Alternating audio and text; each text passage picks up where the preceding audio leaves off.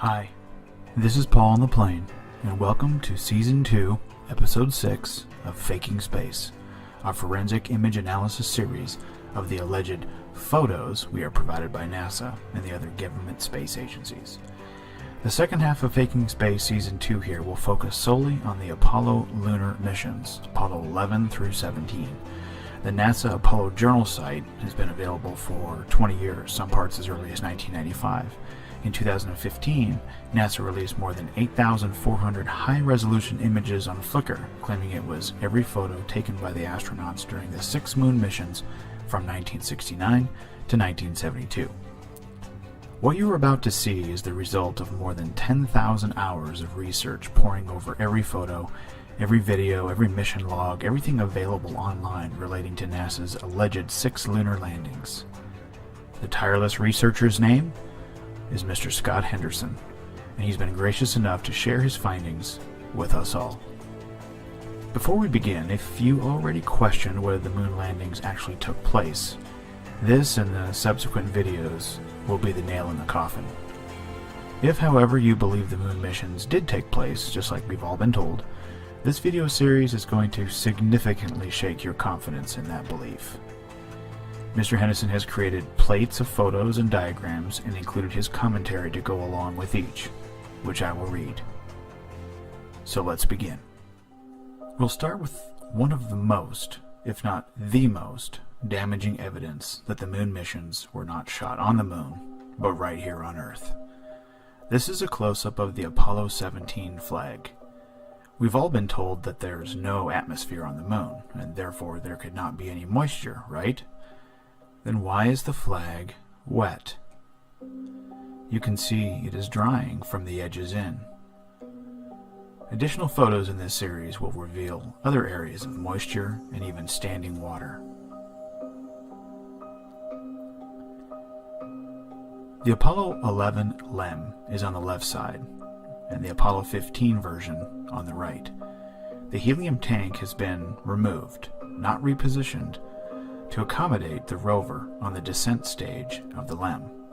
The helium tank was used to pressurize the fuel to deliver it to the descent engine. Without the helium tank, the engine will not run. And any change in equipment would require the entire machine to be rebalanced as well. A display model or prop for a stage set can easily be modified to fit the needs of the filming being done.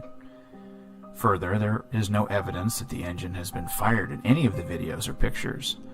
The lack of visible exhaust or heat waves, crater, or scorching the paint on the exhaust bell housing, as well as the lack of moon dirt on the footpads, is the same for all 6 of the missions. And where the descent stage has a helium tank or not, makes no difference. Where the engine is capable of running or not, makes no difference. Apollo 16 Cuff Checklist. The checklists are prepared months before launch. However, the information contained in them is impossible for NASA to know in advance. How could NASA know the size, shape, exact location of a rock, exact time the astronauts would arrive at it, the camera settings, position of the sun, where the footprints and the disturbed area would be located? How could NASA know the mineral composition of the inside of a rock before it is split open? On the lower left, ALSEP photos taken, past tense. The checklists are storyboards and cue cards used for filming the scenes. The astronauts, when wearing the suits, could not hear instructions from the film crew, and the helmets would restrict their vision, so the cuff checklists were used in Apollo 12 to 17. Apollo 11 did not have these lists. Apollo 17 checklist contains impossible details, locating 4 craters to drive through and around. This is a very well staged scene. One astronaut operating 2 cameras and taking photos at the same time.